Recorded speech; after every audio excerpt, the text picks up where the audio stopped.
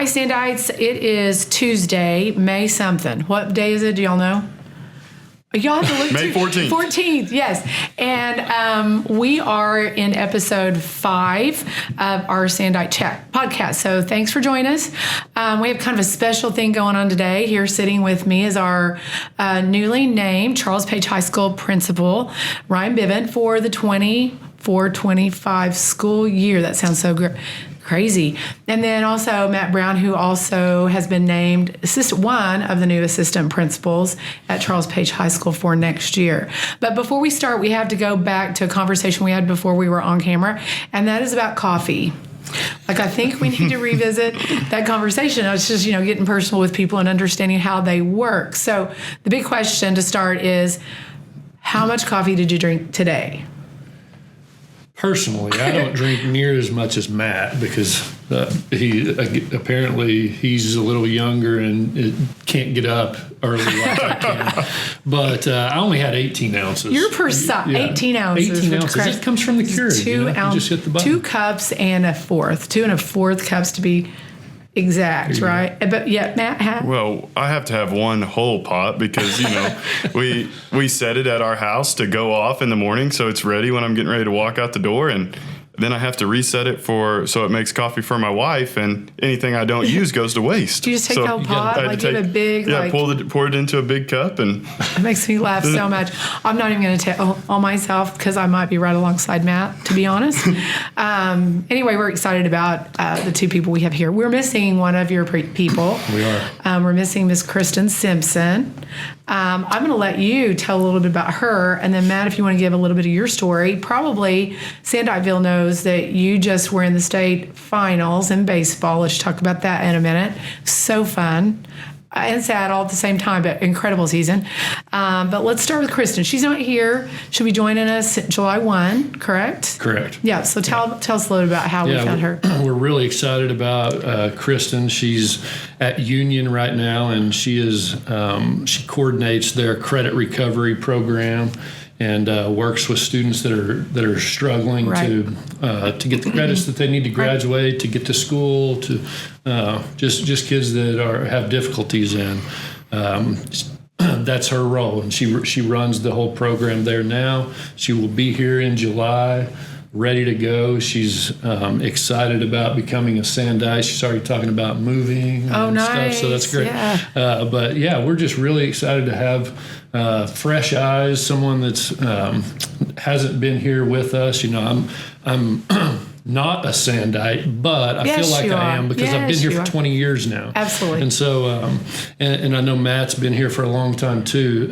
So we're just really excited to have some fresh eyes on. So her experience fits a niche that we need, and we're not going to go into huge detail because we've done a podcast before about just pathways and all those things, but definitely it takes experience from a lot of different places to complement us as a whole. So let's talk about Matt. Matt's sitting here with us today because he is a Sandite, not quite as long as Mr. Bivin, but still been here for a while. So talk about yourself. Absolutely. I came here 7 years ago and just finished my 5th year as a head baseball coach, and I've been teaching AP Calculus at the high school.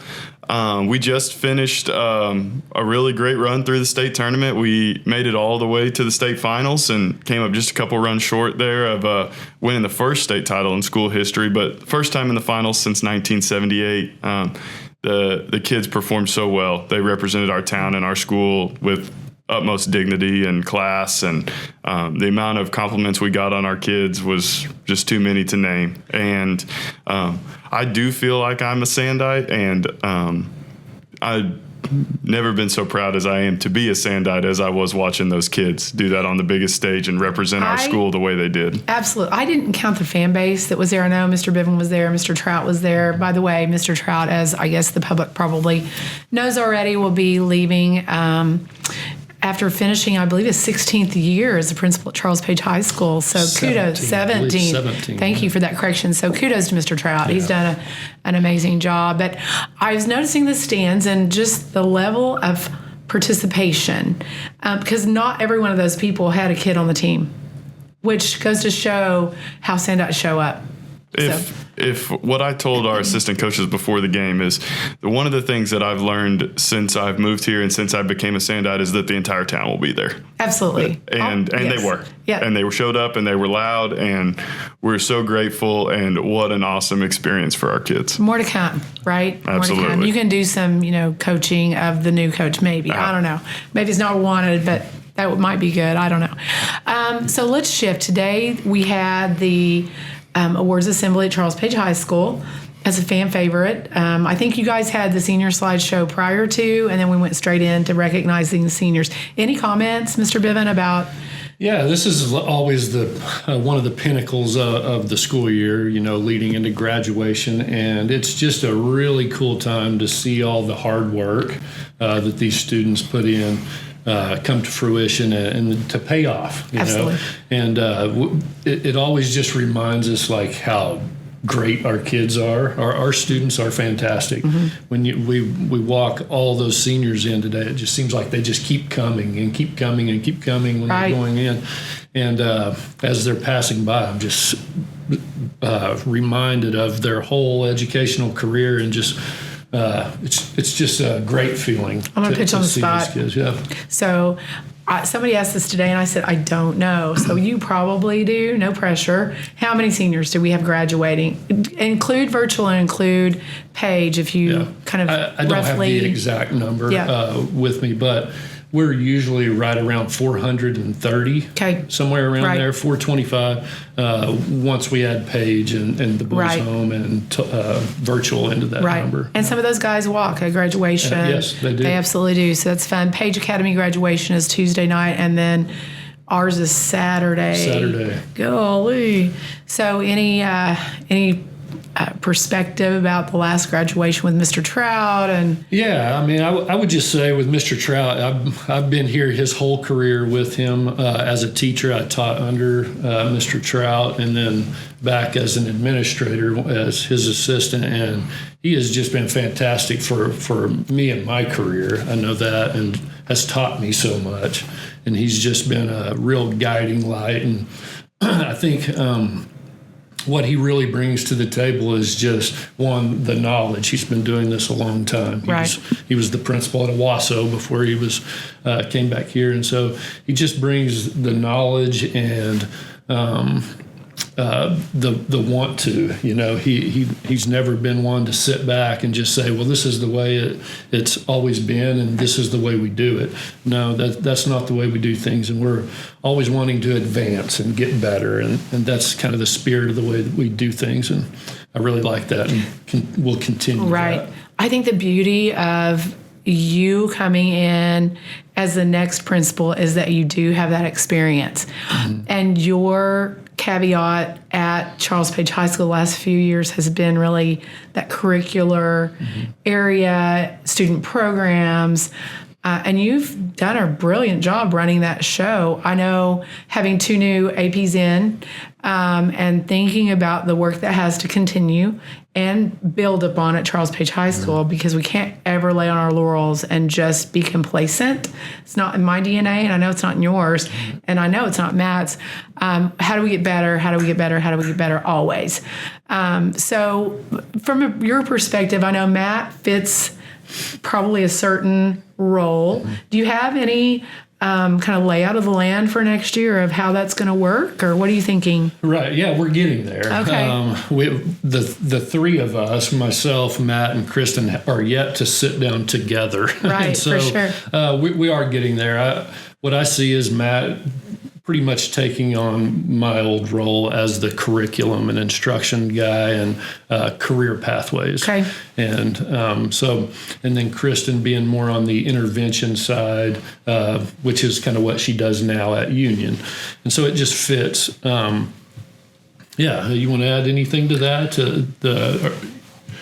Yeah, I mean, I think that along the lines of we always are trying to get better, and what Mr. Bivin is all about is that we always sit down, and if everything we do starts with a conversation of how is this better for kids? How can we make this better for kids?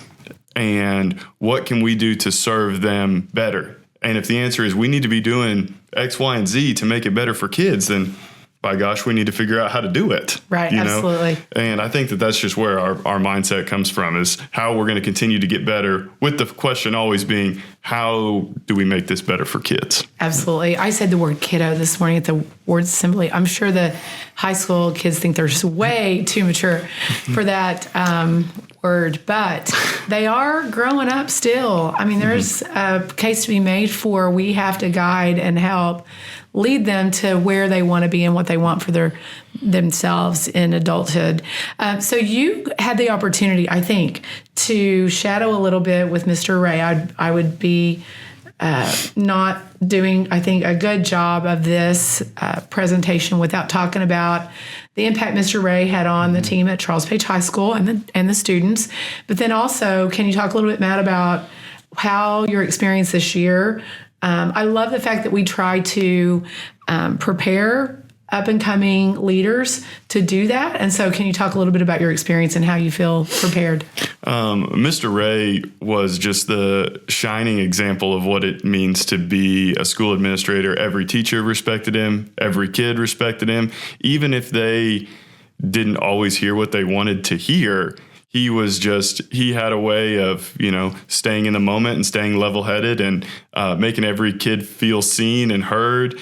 And just me being able to observe the way he interacted with kids and the way he interacted with staff, it was just a how-to manual right there in front of you for how to do it. What do you think is the most important thing you learned from your experience last year is kind of prepping for what that next step would be? I think that no matter what, everything can be collaborative. Right. And so whenever you are able to go with the people that you're working with and say, okay, here's my initial thought. What do you think? And we can come together and make a decision about what's best for our kids as a whole, or what's best for this individual kid, and how are we going to attack the issue that's put in front of us. So Kristen won't start until July 1, but you both will be here beginning in June and on. One of the questions that I get quite often, to be honest, is, so what do you guys do in the summer? As if when school shuts down, our work shuts down. So talk to us about summer. What's the summer look like for y'all? Yeah, so the first order of business is getting summer school in place. Right. We have, unfortunately, students that aren't there credit-wise and need to make up credits due to attendance or just not passing the class. And so that's our first order of business this summer, is to get that going. And then, Matt's going to be working on the master schedule for 1,200 students, 10 through 12. It's a lot. And so it's a huge puzzle that his brain is well equipped for. I've been messing with him a little bit about, my mind doesn't really work that way, but that's what I've been doing. Right. And what a lot of people don't know about Matt is he was our calculus teacher, and he's one of the, if not the smartest person in our building. He may be the smartest person in our district. Yes, and so his mind does work this way, and I was just observing him working on the master schedule earlier this morning, and his mind just works different than most others, and so I'm super excited to have him on my team, right, and to be taking over some of those things. So what do you think is going to be the thing that makes you, let me rephrase that, you taught, that's kind of, when you go into teaching, that's your first love. So what is it that you're going to miss about that? Are you going to miss something about teaching, being in the classroom, maybe on the baseball field? As I watch my, calculus kiddos and my baseball kids walk across the stage today and get their awards, and they come back and tell you thank you for being a great teacher for them this year, and those little things I'll miss. But now I look at it as, now I'm in a position to equip teachers to go and do that for all of our kids, where all of our kids are going to get that experience where they're going to come back and say, thank you for how you treated me. You made me feel seen. You taught me how to believe in myself and taught me that I could do it. That's more so than anything. I always kind of tout, we teach everyone. Mm-hmm. I think that's what makes public school so special, because we get the opportunity to address all needs, and all means all. And so I take that very seriously, to be honest, and we mean that. So I love that you said that. I'm excited about the new year. I see great things. I see a fresh perspective, which I've never been super afraid of change. I know some people really resist that change, but to me, it's another door that can open. And I'm looking forward to it because we have the capacity to do that. What other changes are going on, Ryan, for next year? Well, we right now are in the process of hiring teachers from retirement or teachers that have left, but we don't have a whole lot of turnover, but that is a piece of it. How many do you have? Like, I think there were 3, maybe. I think we have, there are 5 total, Okay, 5 including my APs. And Okay, so 3 teachers. Those are done. So yeah, it's not too bad. It's not too bad, and that's typical for us. We don't have a whole lot of turnover on a yearly basis. We just math challenge. 3 out of how many teachers we got on staff at Charles Page? Roughly 75. So what's the percentage? 5% maybe. 5%. That was pretty fast. I'm gonna have to get my calculator out. But it's small, is my point. Right. I was doing the total calculation for our district, and it was about 5%, maybe a little smidgen over, but not a ton comparatively.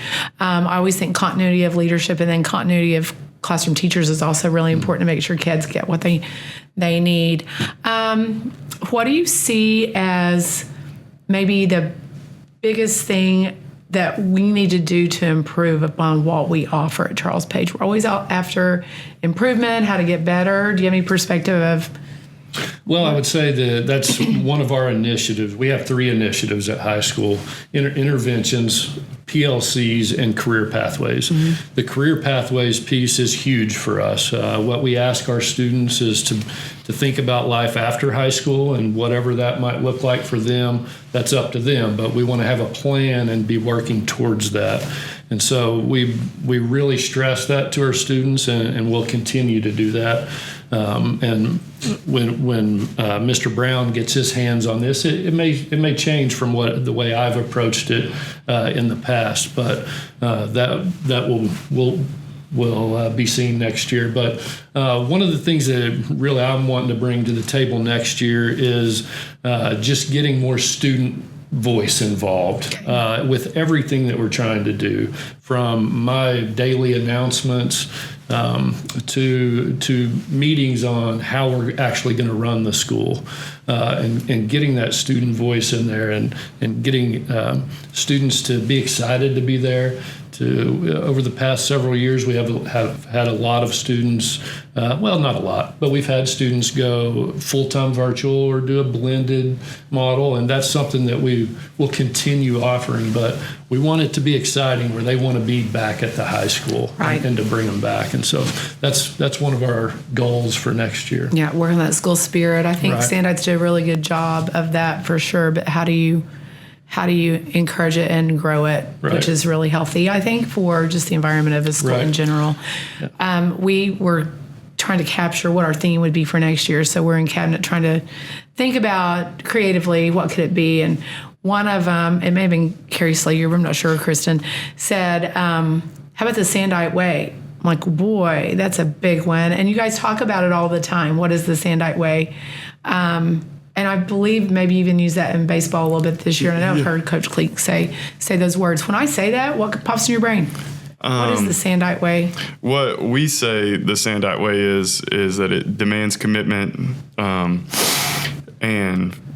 I lost it. Accepts reality, yet seeks improvement every single day by putting team above self, team first. Wow. And our kids say it every single day before we practice or before we play. And we say demands commitment, denies selfishness, accepts reality, yet seeks improvement every day by putting team above self, team first. So when we talk with our kids about that, we talk about, this, if you're a Sandite, this demands your commitment to what we're doing. You can't be selfish. You've got to put the team before yourself. And at the same point in time, you've got to accept reality. Whatever the reality of the situation is that we are presented with, right? And you dive in and you make the best of it, right? Demand commitment, deny selfishness, accept reality. I love that. I think for me, whenever I hear you ask what the Sandite Way is, I think of Mr. Trout holding that jar of sand up at graduation. Yes. And I think about grit. And I think that there's no job too big for a Sandite, you know. Right. We're going to get in there and we're going to work and we're going to figure it out. And, Right. And that's what I think of whenever You dig in. When you took over as curriculum lead for Charles Page High School, there was stuff that you didn't know. Sure. I think any new job yields you're in a place where there's stuff you don't know. And so you just dig in. And you're right. I think from a team standpoint, I think that reliance on each other is so important. I think that's what we try to build in Sand Springs that makes it incredible.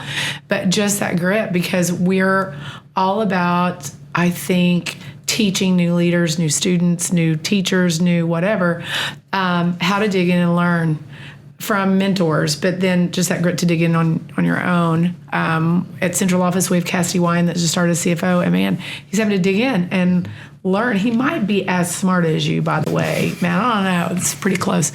But it's just really competent people that if they can buy into what you're talking about being the Sandite way, it lends itself to success for sure. Yeah. So I love it. I love it. I love that you said it's people. It's people. Charles Page High School is a building. Absolutely. But it's also people. I mean, Absolutely. It's the people.